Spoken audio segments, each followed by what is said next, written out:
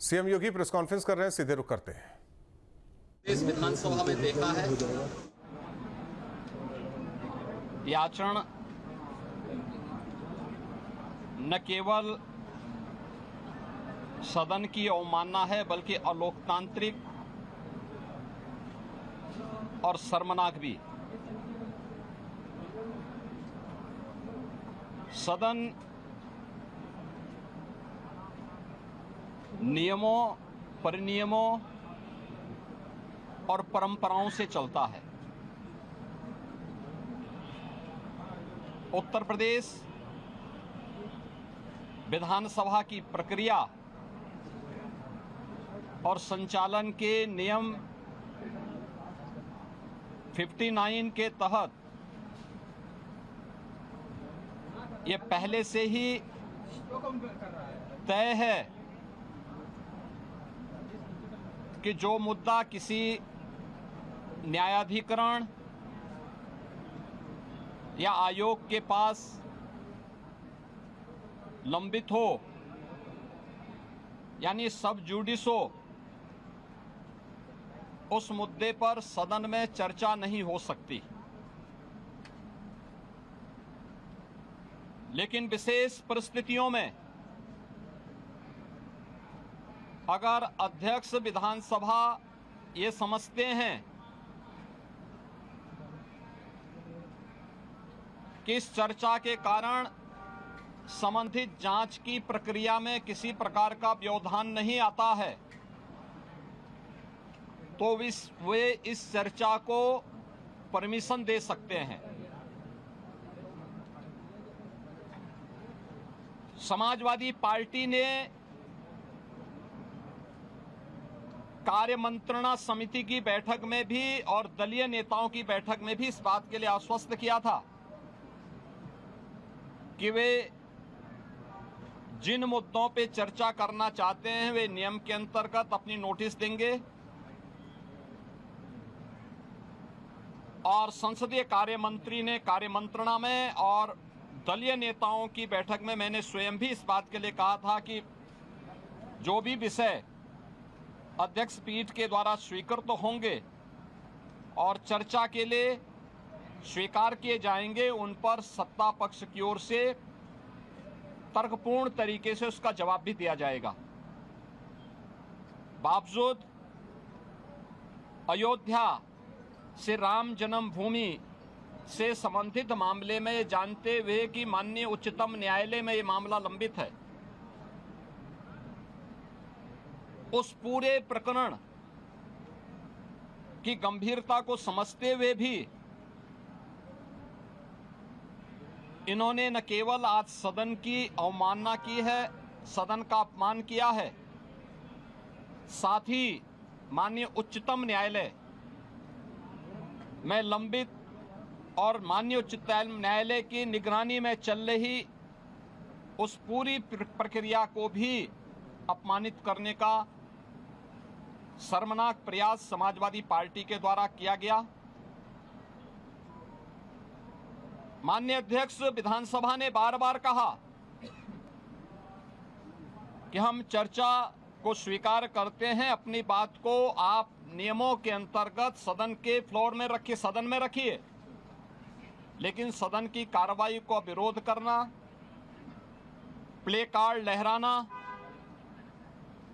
अध्यक्ष पीठ की अवमानना करते हुए जो अपमानजनक व्यवहार सदन के अंदर समाजवादी पार्टी का था, वह अत्यंत निंदनीय है और शर्मनाक भी। संवैधानिक संस्थाओं का अपमान करना ये समाजवादी पार्टी का शौक और सगल है। इन्होंने हमेशा से इनका लोकतांत्रिक मूल्यों पर कभी विश्वास नहीं रहा है। हम सब जानते हैं कि हल्ला बोल जिस पार्टी का मुख्य उद्देश्य रहा हो वो लोकतांत्रिक कैसे कही जा सकती है। हल्ला बोल पर ये विश्वास करते हैं, कभी मीडिया पर हमला करते हैं, कभी संवैधानिक संस्थाओं पर हमला करते हैं। ये न्यायालय की बात को नहीं मानते, इस सदन में नियम और परनियम और परंपराओं का पालन नहीं करते, ये भारत की संवैधानिक संस्थाओं का अपमान करते हैं, कभी चुनाव आयोग का अपमान करते हैं, कभी किसी न्यायाधिकरण या न्यायालय के अधीन संचालित किसी आयोग में लंबित किसी प्रकरण में जबरन उस प्रकरण को चर्चा के लिए नहीं लेकिन आरोप प्रत्यारोप के माध्यम से तर्कहीन मुद्दों को उठा करके इनके द्वारा माहौल में केवल नकारात्मक और भ्रामक सूचनाओं का प्रचार प्रसार करने का प्रयास होता है। समाजवादी पार्टी का और विपक्ष का यह आचरण अलोकतांत्रिक भी है और संवैधानिक भी है। संविधान निर्माताओं का और बाबा साहब भीमराव अंबेडकर की भावनाओं का अपमान भी है। मित्रों, हम सब जानते हैं अयोध्या के जिस प्रकरण में ये लोग चंदा चोरी की बात करते हैं, वहां चंदा चोरी नहीं, चढ़ावा से जुड़े हुए एक प्रकरण का मुद्दा आया था। श्री राम जन्मभूमि तीर्थ क्षेत्र ट्रस्ट ने इस प्रकरण में 12 जून को उत्तर प्रदेश सरकार को एक पत्र लिखा कि कतिपय समाचार पत्रों और मीडिया में इस प्रकार की सूचनाएं आई हैं और हम चाहते हैं कि इस प्रकरण की एक एसआईटी बना करके जांच करवा दी जाए। श्री राम जन्मभूमि तीर्थ क्षेत्र ट्रस्ट माननीय उच्चतम न्यायालय के द्वारा गठित एक धर्मार्थ ट्रस्ट है। राज्य सरकार इस मामले में कोई हस्तक्षेप बिना ट्रस्ट के आग्रह पर या माननीय न्यायालय के आदेश के बगैर कोई भी निर्णय नहीं ले सकती थी। ट्रस्ट ने अपील की, अनुरोध किया, राज्य सरकार ने 13 जून को स्वयं उनके अनुरोध के क्रम में एक एसआईटी गठित कर दी, जिसमें सचिव स्तर के एक सीनियर अधिकारी को एसआईटी का अध्यक्ष, आईजी रैंक के एक अधिकारी को उसका सदस्य और वित्तीय मामलों के विशेषज्ञ एक स्पेशल सेक्रेटरी रैंक के अधिकारी को उसका सदस्य बना करके इस एसआईटी को काम दिया गया कि वह अपनी रिपोर्ट उपलब्ध करवाएं, जिससे हम ट्रस्ट को इसके लिए आगे की कार्रवाई के लिए कह सकें। 15 जून से कार्य प्रारंभ किया। इस पूरे प्रकरण में एसआईटी ने अपनी कार्रवाई प्रारंभ की और 23 जून को उन्होंने अपनी पहली अंतरिम रिपोर्ट प्रस्तुत की। 23 जून की अपनी रिपोर्ट के बाद जो रिपोर्ट एसआईटी ने उपलब्ध करवाई, उस रिपोर्ट के क्रम में उत्तर प्रदेश सरकार ने ट्रस्ट को उसकी सिफारिशों को उपलब्ध करवाया और ट्रस्ट ने 25 जून को इस पर एफआईआर लॉन्च करवाया। अयोध्या में एफआईआर लॉन्च हुई। एफआईआर लॉन्च होने के बाद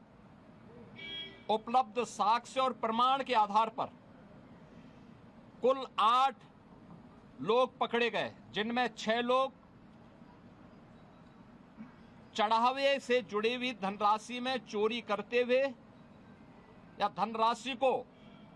इधर उधर करते हुए देखे गए। उस आधार पर कार्रवाई हुई। 2 लोग इस पूरे प्रकरण में जिनकी जिम्मेदारी थी, उन लोगों को और उसके साथ जोड़ करके यह 8 लोगों की गिरफ्तारी हुई। अभी एसआईटी की जांच चल ही रही थी कि माननीय उच्चतम न्यायालय में जो योजित एक पीआईएल थी, उसके तहत उच्चतम न्यायालय ने आगे की कार्रवाई के लिए एसआईटी के पुनर्गठन के साथ ही इस पूरे प्रकरण को अपनी देखरेख में आगे बढ़ाया। इस मामले में किसी भी साधु संत का कोई संलिप्तता प्रारंभिक जांच में एसआईटी की प्रारंभिक रिपोर्ट में कहीं भी नहीं पाया गया। 1100 से अधिक कर्मचारी श्री राम जन्मभूमि मंदिर के उस पूरे प्रांगण में इतने कार्मिक कार्य करते हैं और 1100 से अधिक लोगों के बीच में कुल 8 लोग इस मामले में प्रत्यक्ष और अप्रत्यक्ष रूप से जिनकी भूमिका उस मामले में उपलब्ध साक्ष्य और प्रमाण थे उस आधार पर पाई गई। इसके लिए साधु संतों पर आक्षेप करना, इसके लिए अयोध्या धाम को अपमानित करना, बदनाम करना, श्री राम जन्मभूमि मंदिर को बदनाम करना, उन 1100 कर्मचारियों को जो राम जन्मभूमि मंदिर की व्यवस्था में लाखों श्रद्धालुओं को सुविधाजनक तरीके से दर्शन कराने में अपना योगदान दे रहे हैं, दिन रात सर्दी गर्मी बरसात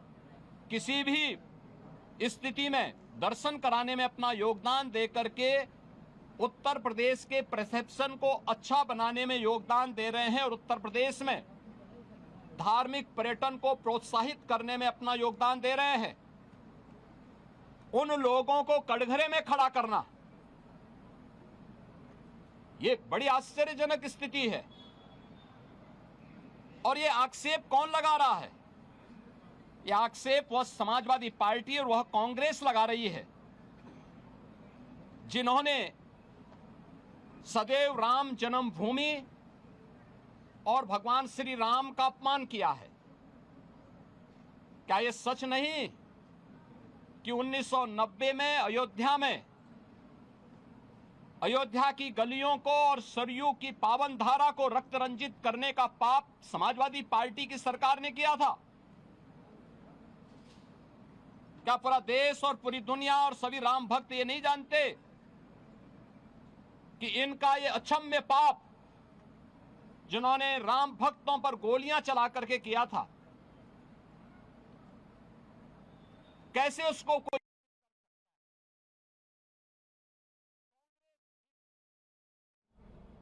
5-6 में राम सेतु प्रकरण के मुद्दे पर माननीय उच्चतम न्यायालय में अपना एफिडेविट दाखिल किया था और प्रभु श्री राम और प्रभु श्री कृष्ण के अस्तित्व पर ही प्रश्न खड़ा करके उन्हें मिथक घोषित किया था। वह कांग्रेस और यूपीए से जुड़े हुए दल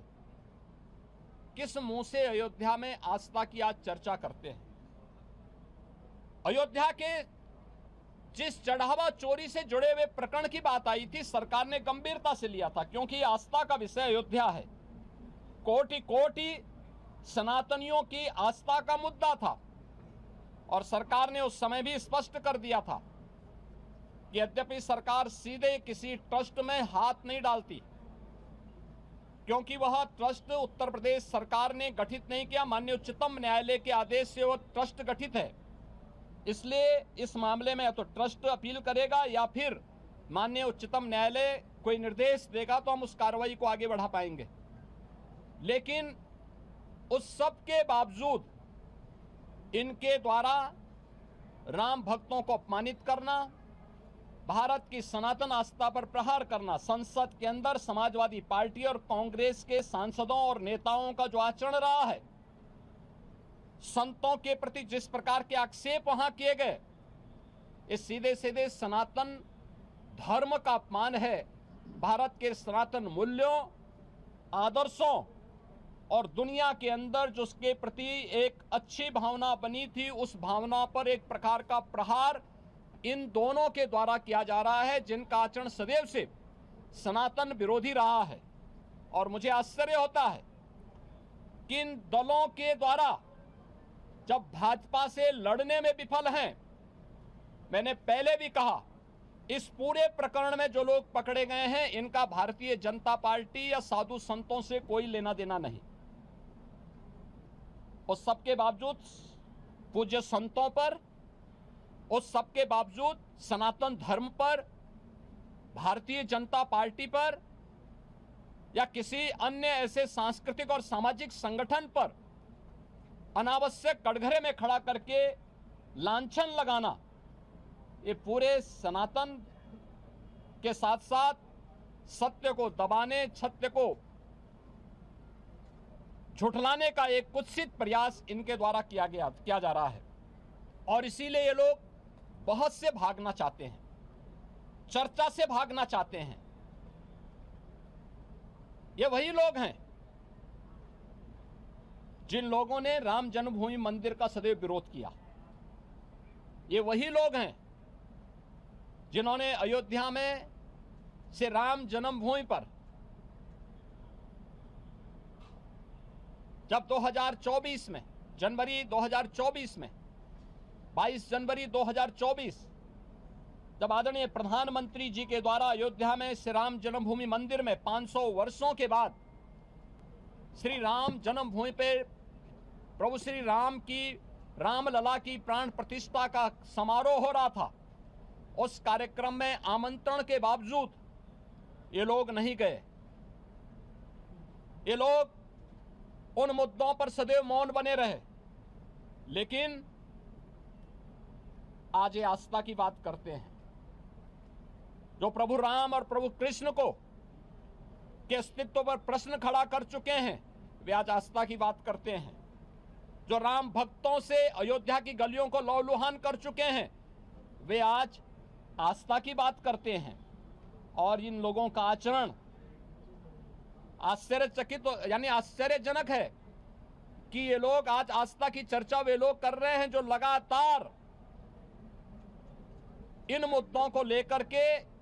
हिंदुओं को और भारत की सनातन परंपरा को कटघरे में खड़ा करते रहे हैं। आज सदन में इनका यह आचरण आप सबने भी देखा है, किस तरीके से अध्यक्ष पीठ की अवमानना समाजवादी पार्टी के सदस्यों के द्वारा किया गया। वे चर्चा से भागना चाहते हैं, जनता से जुड़े हुए मुद्दों पर चर्चा नहीं करना चाहते हैं। ऐसे मुद्दे पे उठा करके माहौल खराब करने का प्रयास कर रहे हैं जिन मुद्दों का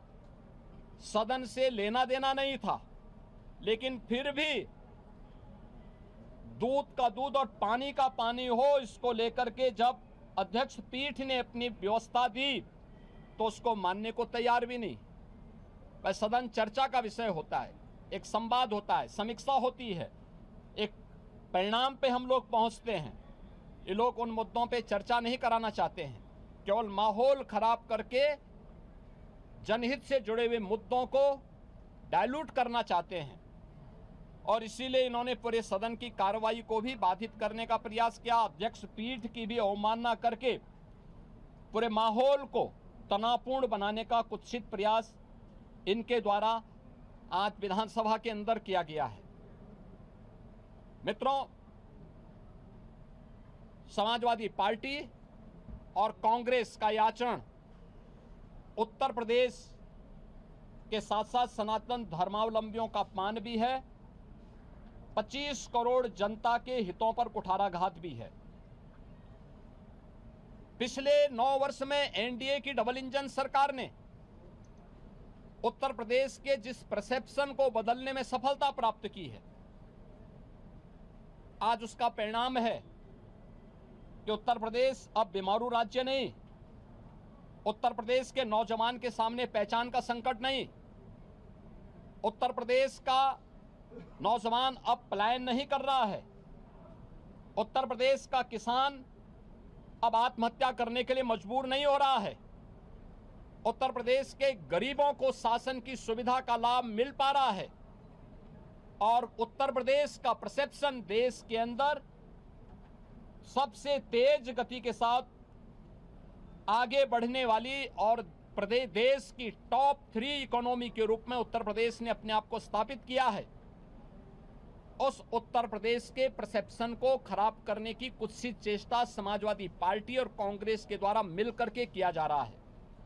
ये लोग लगातार जिन्होंने यूपी के नौजवानों के सामने पहचान का संकट खड़ा किया था,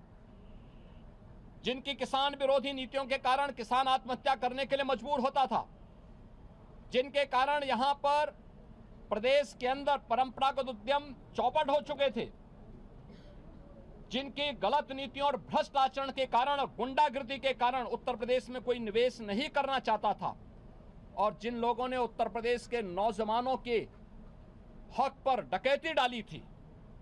उत्तर प्रदेश के नौजवानों को उनकी नौकरी से वंचित किया था, वह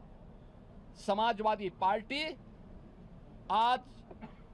प्रदेश के परसेप्शन को एक बार फिर से खराब करने की कुत्सित चेष्टा कर रही है और देश के अंदर उत्तर प्रदेश की छवि को फिर से बदरंग करने का प्रयास कर रही है। हम समाजवादी पार्टी और कांग्रेस के इस आचरण की निंदा करते हैं। अध्यक्ष पीठ की अवमानना समाजवादी पार्टी के द्वारा किया गया, मार्शलों के साथ मारपीट करने का और उन्हें धक्का मुक्की करने का प्रयास किया गया, यह अत्यंत शर्मनाक है। सदन के अंदर हर सदस्य के लिए आवश्यक होता है कि वह अध्यक्ष पीठ का सम्मान करे और अध्यक्ष पीठ के निर्देशों का पालन करे और कोई भी मुद्दा है वह अध्यक्ष पीठ की अनुमति से वह सदन के फ्लोर में रख सकता है, अपनी बात को वहां रख सकता है। लेकिन इन्होंने पूरे माहौल को खराब करने का प्रयास किया। समाजवादी पार्टी और कांग्रेस का यह आचरण अलोकतांत्रिक है, असंवैधानिक है, संवैधानिक मूल्यों को तार तार करने वाला है और विकास के मुद्दे पर, जनहित से जुड़े हुए मुद्दे पर, आम जन से जुड़े हुए मुद्दे पर स्वस्थ चर्चा को आगे बढ़ाने की बजाय इस मुद्दे को डाइल्यूट करके उत्तर प्रदेश की पहचान को फिर से धूमिल करने, उत्तर प्रदेश के धार्मिक पर्यटन को आगे बढ़ने के जो अवसर प्राप्त हुए हैं उन्हें खराब करने और उत्तर प्रदेश को फिर से बदनाम करने की कुत्सित चेष्टा का हिस्सा है। समाजवादी पार्टी के इस आचरण की हम निंदा करते हैं।